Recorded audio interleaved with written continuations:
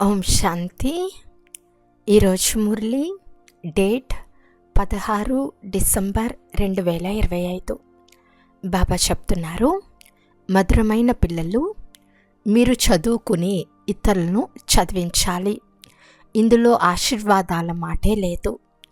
తండ్రిని స్మృతి చేస్తే అన్ని దుఃఖాలు దూరమైపోతాయని అందరికీ తెలపండి. ప్రశ్న: మనుషులకు ఏ ఏ చింతలు ఉన్నాయి? పిల్లలైన మీకు ఏ చింత లేదు, ఎందుకు? జవాబు: మనుషులకు ఇప్పుడు అన్ని చింతలే చింతలు. పిల్లలకు జబ్బులొస్తే చింత, కొడుకు మరణిస్తే చింత, కొడుకు పుట్టకుంటే చింత, ఎవరి వద్దనైనా ధాన్యం ఎక్కువగా స్టాక్ ఉంటే, పోలీస్ వారు లేక ఆదాయపు పన్నువారు వస్తే చింత. ఈ ప్రపంచమే మురికి ప్రపంచం, దుఃఖం ఇచ్చే ప్రపంచం. కానీ పిల్లలైన మీకు ఏ చింత లేదు, ఎందుకంటే మీకు సద్గురువైన బాబా లభించారు. చింతల నుండి అతీతంగా చేసే స్వామి సద్గురువు అని పాట కూడా పాడుతూ ఉంటారు. ఇప్పుడు మీరు ఎలాంటి చింతలు లేని ప్రపంచంలోకి వెళ్తారు. పాట: మీరు ప్రేమ సాగర్లు. ఓం శాంతి. మధురాతి మధురమైన పిల్లలు పాట విన్నారు. మనం కూడా మాస్టర్ ప్రేమ సాగర్లు కావాలని కూడా తెలుసుకున్నారు. ఆత్మలంతా సోదరులు కనుక తండ్రి సోదరులైన మీకు నేను ఎలా ప్రేమ సాగరుడునో అలా మీరు కూడా చాలా ప్రేమగా నడుచుకోవాలి. దేవతలలో చాలా ప్రేమ ఉంది. వారిని ఎంతో ప్రేమిస్తారు, భోగ్ సమర్పిస్తారు. ఇప్పుడు మీరు పవిత్రంగా అవ్వాలి. పెద్ద విషయం ఏమీ కాదు. ఇది చాలా చీచీ ప్రపంచం. ప్రతి విషయం గురించి చింత ఉంటుంది. దుఃఖం తర్వాత దుఃఖము వస్తూనే ఉంటుంది. దీనిని దుఃఖధామము అని అంటారు. పోలీస్ వారు కానీ ఆదాయపు పన్నువారు కానీ వస్తే మనుషులకు ఆందోళన, దుఃఖము ఎంత కలుగుతుందో చెప్పలేము. ఎవరి వద్దనైనా ధాన్యం ఎక్కువ ఉంచుకుంటే పోలీసులు వస్తే మనుషుల ముఖం భయంతో పాలిపోతుంది. ఇది ఎంతో మురికి ప్రపంచం. ఇది నరకం కదా. స్వర్గాన్ని గుర్తు కూడా చేసుకుంటారు. నరకం తర్వాత స్వర్గం, స్వర్గము తర్వాత నరకము. ఈ చక్రం తిరుగుతూనే ఉంటుంది. స్వర్గవాసులుగా చేసేందుకు ఇప్పుడు తండ్రి వచ్చారని పిల్లలకు తెలుసు. వారు నరకవాసుల నుండి స్వర్గవాసులుగా చేస్తారు. అక్కడ వికారాలు ఉండవు, ఎందుకంటే అక్కడ రావణుడే ఉండడు. అది సంపూర్ణ నిర్వీకార శివాలయము. ఇది వేశ్యాలయము. కొంత సమయం తర్వాత అందరికీ ఈ ప్రపంచంలో దుఃఖం ఉందో సుఖముందో తెలిసిపోతుంది. కొద్దిగా భూకంపం మొదలైనవి వచ్చాయి అంటే మనుషుల స్థితి ఏమైపోతుంది? సత్యుగంలో చింత అనే మాటే ఉండదు. ఇక్కడ అనేక చింతలున్నాయి. కొడుకు జబ్బు పడినా చింత, మరణించిన చింత, అంతా చింతనే చింత. చింతలను దూరం చేయు స్వామి సద్గురువు అని అంటారు. అందరి స్వామి ఒక్కరే కదా. మీరు శివబాబా ముందు కూర్చున్నారు. ఈ బ్రహ్మ గురువేమీ కాదు. ఇతను భాగ్యశాలి రథము. తండ్రి ఈ భాగ్యశాలి రథం ద్వారా మిమ్మల్ని చదివిస్తున్నారు. వారు జ్ఞానసాగర్లు. మీకు కూడా జ్ఞానం పూర్తిగా లభించింది. మీకు తెలియని దేవతలే లేరు. సత్యముల భేదము మీకు తెలుసు. ఈ ప్రపంచంలో ఎవరికీ తెలియదు. ఒకప్పుడు సత్యమైన ఖండం ఉండేది, ఇప్పుడుండేది అసత్య ఖండం. సత్యమైన ఖండము ఎప్పుడు ఎవరిచే స్థాపించబడిందో ఎవరికీ తెలియదు. ఇది అజ్ఞాన అంధకారము అనే రాత్రి. తండ్రి వచ్చి ప్రకాశంను ఇస్తారు. ముక్తినిచ్చే విధానము మీకే తెలుసు అని పాట కూడా పాడుతూ ఉంటారు. అత్యంత ఉన్నతులు వారొక్కరే, మిగిలిన వారంతా వారి రచన. వారు రచయిత, అనంతమైన తండ్రి. లౌకిక తండ్రి 2-3 పిల్లలను రచిస్తారు. కొడుకు పుట్టుకుంటే చింతిస్తారు. అక్కడ ఇటువంటి విషయమేది ఉండదు. ఆయుష్మాన్ భవ, ధన్వాన్ భవగా మీరుంటారు. మీరు ఎలాంటి ఆశీర్వాదాలను ఇవ్వరు. ఇది చదువు కదా. మీరు టీచర్లు. కేవలం శివబాబాను స్మృతి చేస్తే వికర్మలు వినాశనం అవుతాయని చెప్తూ ఉంటారు. ఇది కూడా ఒక టీచింగే కదా. దీనిని సహజ యోగము లేక స్మృతి అని అంటారు. ఆత్మ అవినాశి, శరీరం వినాశి. తండ్రి అంటున్నారు, నేను కూడా అవినాశీనే, మీరు వచ్చి పతితులను పావనంగా చేయండి అని నన్ను పిలుస్తారు. ఇలా ఆత్మలే అంటారు కదా. పతితాత్మ, మహానాత్మ అని అంటారు. పవిత్రత ఉంటే సుఖశాంతులు కూడా ఉంటాయి. ఇది చర్చిల్లో అత్యంత పవిత్రమైన చర్చ్. క్రిస్టియన్ల హోలీ చర్చ్ అంటూ ఏదీ ఉండదు.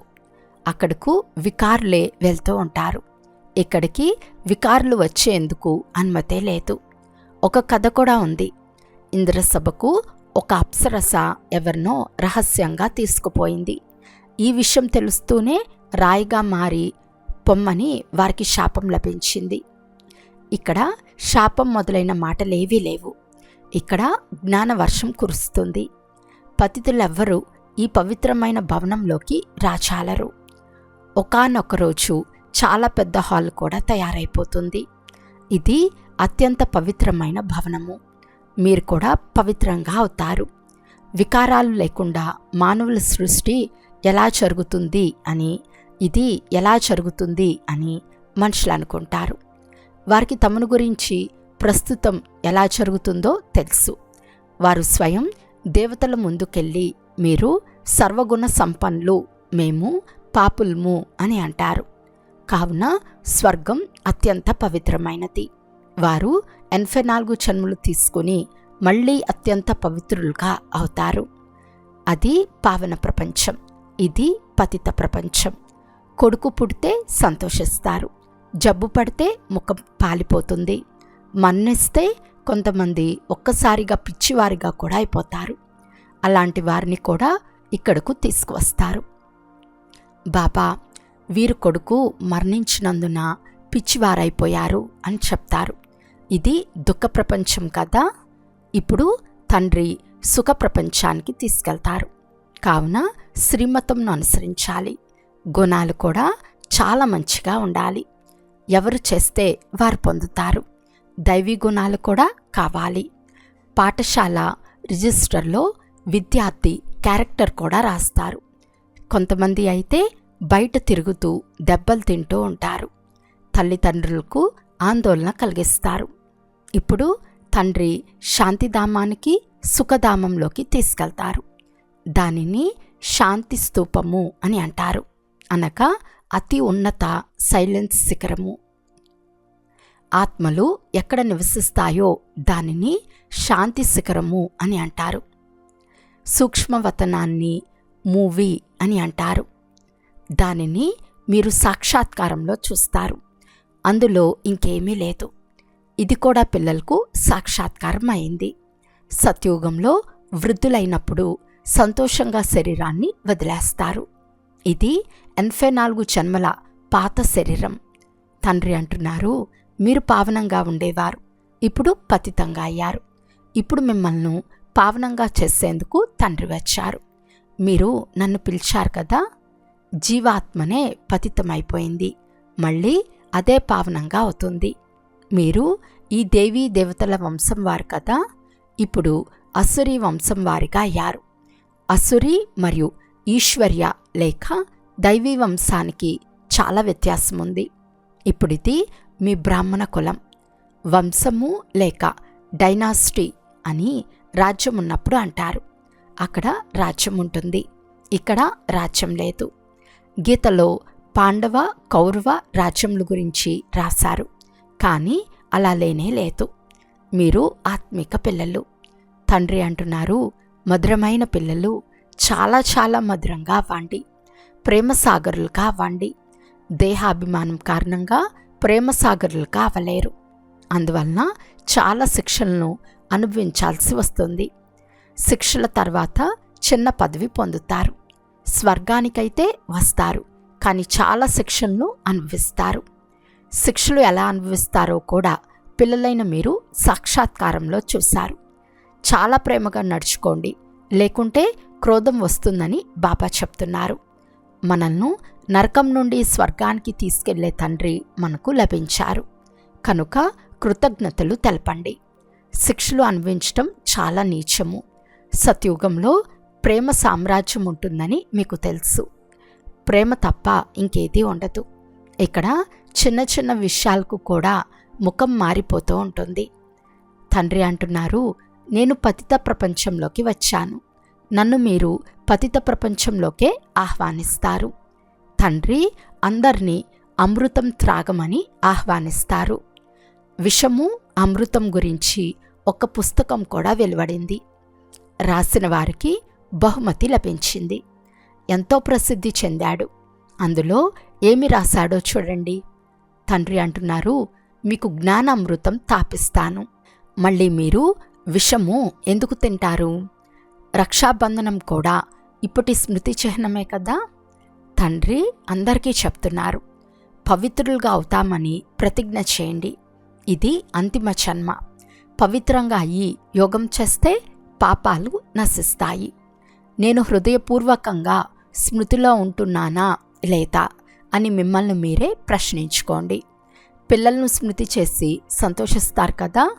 స్త్రీ పురుషుణ్ణి స్మృతి చేసి సంతోషిస్తుంది. కానీ వీరెవరు? భగవాను వాచ, నేను నిరాకారుడ్ను. తండ్రి అంటున్నారు, నేను ఇతని 84 జన్మల తర్వాత మళ్ళీ స్వర్గానికి యజమానిగా చేస్తాను. ఇప్పుడు వృక్షం చాలా చిన్నది. మాయ తుఫాన్లు చాలా వస్తాయి. ఇవన్నీ చాలా గుప్తమైన విషయాలు. తండ్రి అంటున్నారు, పిల్లలు స్మృతి యాత్రలో ఉండండి, పవిత్రంగా ఉండండి. పూర్తి రాజధాని అంతా ఇక్కడే స్థాపన అవ్వాలి. గీతలో యుద్ధాన్ని చూపిస్తారు. పాండవులు హిమాలయాలలో కరిగిపోయారని అంటారు. అంతే, ఏ ఫలితమూ లేదు. ఇప్పుడు పిల్లలైన మీకు సృష్టి ఆది మధ్య అంతాలు తెలుసు. తండ్రి జ్ఞానసాగరులు కదా. వారు పరం ఆత్మ. ఆత్మరూపమేదో ఎవరికీ తెలియదు. మీ బుద్ధిలో ఆ బిందువు ఉంది. మీలో కూడా యథార్థ రీతిగా ఎవ్వరూ అర్థం చేసుకోరు. బిందువును ఎలా స్మృతి చేయాలని అంటారు, కొంచెం కూడా అర్థం చేసుకోరు. అయిన తండ్రి అంటున్నారు, కొద్దిగా విన్నా ఆ జ్ఞానం వినాశనం అవ్వదు. జ్ఞానంలోకి వచ్చి మళ్ళీ వెళ్ళిపోతారు. కానీ కొద్దిగా విన్నా స్వర్గంలోకి తప్పకుండా వస్తారు. ఎవరు ఎక్కువగా విని ధారణ చేస్తారో వారు రాజ్యవంశంలోకి వస్తారు. కొద్దిగా విన్నవారు ప్రజల్లో వస్తారు. రాజధానిలో అయితే రాజు రాణి అందరూ ఉంటారు కదా. అక్కడ మంత్రి ఉండడు. ఇక్కడ వికారీ రాజులకు మంత్రులు అవసరం. తండ్రి మీ బుద్ధిని చాలా విశాలంగా చేస్తారు. అక్కడ మంత్రి అవసరమే ఉండదు. పులి మేక కలిసి ఒకే చోటు నీరు తాగుతాయి. కనుక తండ్రి తెలియజేస్తున్నారు, మీరు కూడా ఉప్పు నీరుగా అవ్వకండి. పాలు పంచదార వలె అవ్వండి. పాలు పంచదార రెండూ మంచి వస్తువులే కదా. అభిప్రాయ భేదాలు మొదలైనవి ఉంచుకోకండి. ఇక్కడ మనుషులు ఎంతగానో పోట్లాడుకుంటూ గొడవలు పడుతూ ఉంటారు. ఇది రౌరవ నరకం. నరకంలో మునకలు వేస్తూ ఉంటారు. తండ్రి వచ్చి బయటకు తెస్తారు. వెలుపలికి వస్తూ వస్తూ మళ్ళీ చిక్కుకుపోతారు. కొంతమంది ఇతరులను వెలుపలికి తీసుకెళ్లేందుకు వెళ్ళి వారే మునిగిపోతారు. ప్రారంభంలో కొంతమందిని మాయారూపి మొసలి పట్టేసుకుంది. పూర్తిగా మొత్తం మృంగేసింది. వారు గుర్తు కూడా లేదు. కొంతమందికి గుర్తుండి మళ్ళీ వస్తారు. కొంతమంది పూర్తిగా సమాప్తమైపోతారు. ఇక్కడ అంతా ప్రాక్టికల్గా జరుగుతూ ఉంది. మీరు చరిత్ర వింటే ఆశ్చర్యపడతారు. మీరు ప్రేమించండి లేక తోసేయండి, మేము మీ గడప నుండి బయటకు పోము అని పాడతారు.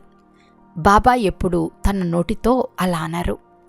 ఎంతో ప్రేమగా చదివిస్తారు. లక్ష్యం మీ ఎదుటే ఉంది.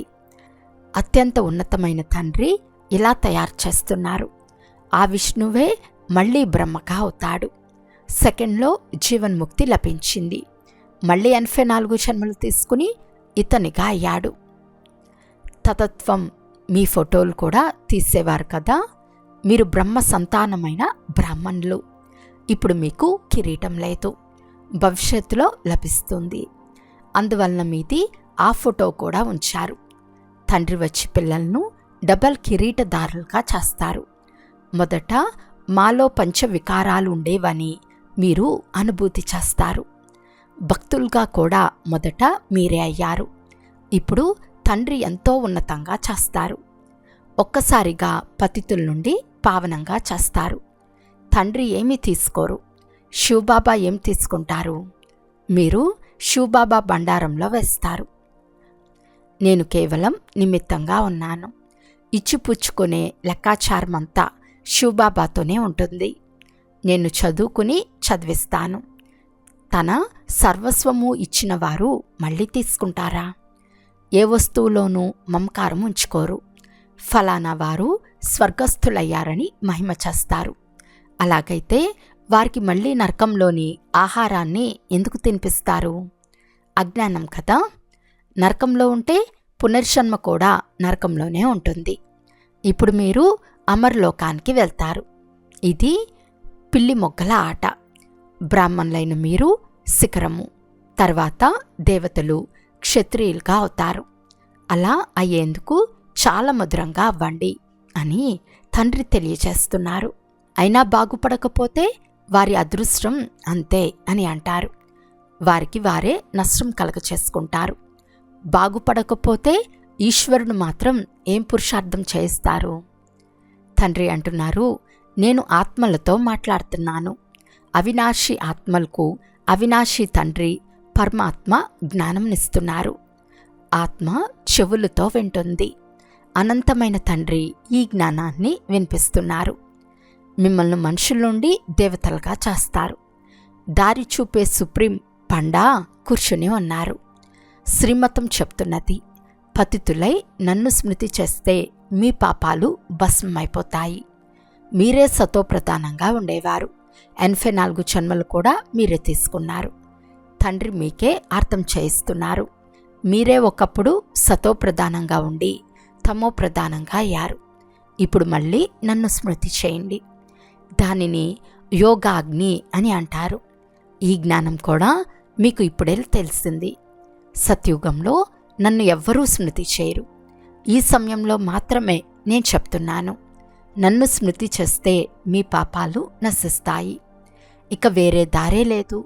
ఇది పాఠశాల కదా. దీనిని విశ్వవిద్యాలయము లేక యూనివర్సిటీ అని అంటారు.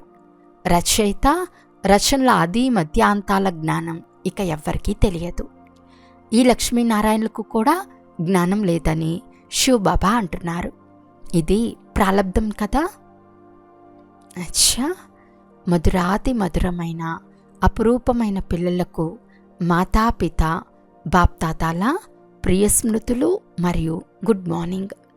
ఆత్మిక పిల్లలకు ఆత్మిక తండ్రి నమస్తే. ఆత్మిక తండ్రికి ఆత్మిక పిల్లల యొక్క ప్రియ స్మృతులు మరియు నమస్తే నమస్తే నమస్తే. ధారణ కొరకు ముఖ్య సారము. ఫస్ట్ పాయింట్, ప్రేమ భరిత రాజధానిలోకి వెళ్ళాలి. అందుకొరకు పరస్పరం పాలు పంచదార వలె కలిసి ఉండాలి. ఎప్పుడు ఉప్పు నీరుగాయి అభిప్రాయ భేదములు రాకూడదు. స్వయం మిమ్మల్ని మీరే సరిచేసుకోవాలి. సెకండ్ పాయింట్, దేహాభిమానం వదిలి మాస్టర్ ప్రేమ సాగరులుగా అవ్వాలి. మీ గుణాలను దైవీ గుణాలుగా చేసుకోవాలి. చాలా చాలా మధురంగా ఉండి నడుచుకోవాలి. వరదానము, మనసు యొక్క స్వతంత్రత ద్వారా సర్వ ఆత్మలకు శాంతిని దానంగా ఇచ్చే మనసా మహాదాని భవ. బంధనంలోని వారు భలే శరీరం ద్వారా పరతంత్రంగా ఉన్నారు. కానీ ఒకవేళ వారు మనసు ద్వారా స్వతంత్రులుగా ఉంటే తమ వృత్తి ద్వారా శుద్ధ సంకల్పాల ద్వారా విశ్వం యొక్క వాయుమండలాన్ని పరివర్తన చేసే సేవ చేయగలరు. ఈ రోజులలో విశ్వానికి మానసిక శాంతి చాలా అవసరం. కనుక మనసు ద్వారా స్వతంత్రంగా ఉన్న ఆత్మ శాంతి యొక్క వైబ్రేషన్లు వ్యాపింపచేయగలదు.